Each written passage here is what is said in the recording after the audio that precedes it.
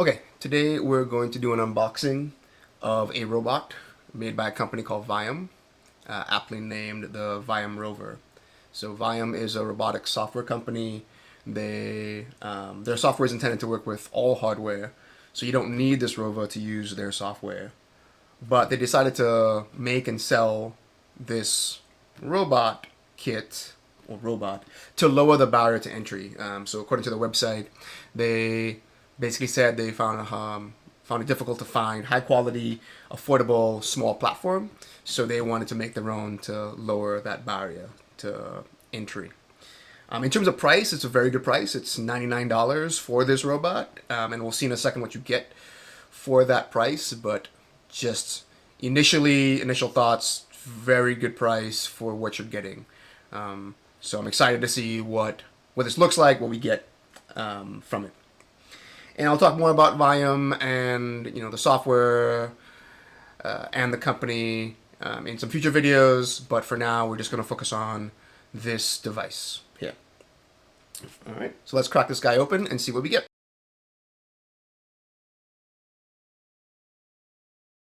We can see that UPS did a little bit of a number on the box. Not a very fancy box, which is fine. It's not intended to be a consumer product, I don't think. So, and the part of what keeps the cost down is not having the fancy stuff. All right. So as we see, it comes pre-assembled. You get the whole thing. It's just held in place by these two styrofoam pieces. We get some Allen keys. We get some cables and some springs, and we get the actual robot. So the wheels move back and forth. You can see that.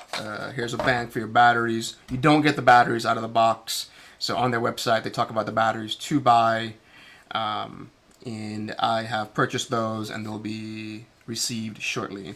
So it is differential drive, which means two wheels, or skid steer is another way you can classify that. There is this caster here, which gives it a third point of contact with the ground for when it's moving around.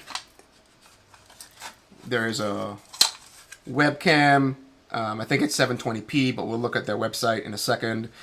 Two motors to drive the wheels. They are encoded, so they have it encoded here, so you can see where the wheel positions are as you're trying to drive it. There's a power button here to turn it on and off, which doesn't do anything right now. And then there's a bunch of cables coming out. The USB cable here to connect to your single board computer. On their website, they recommend a Raspberry Pi. You don't get the Raspberry Pi with this. You have to buy it separately, which I do have and will be using. Obviously, right now, Raspberry Pis are hard to get. And if you do get one or can find one, they're very expensive. But theoretically, any Raspberry Pi clone should function.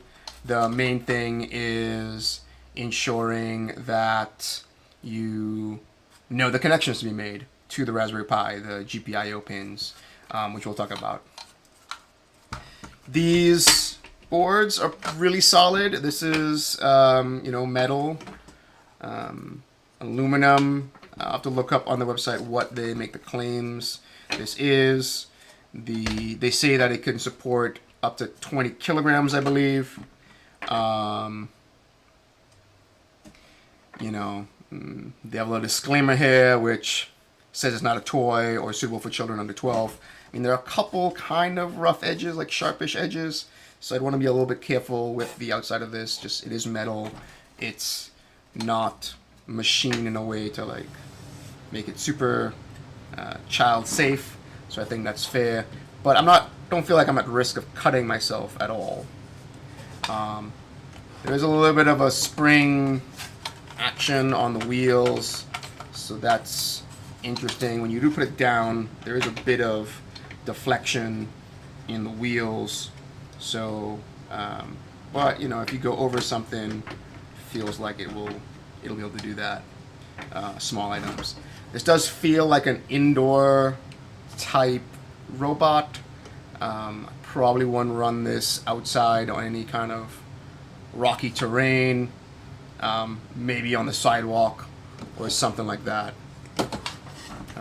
I believe the springs in the plastic bag here are stiffer, so if you need to change the kind of suspension of the vehicle or the robot, you can change out these springs, and these extra wires here are for different connections.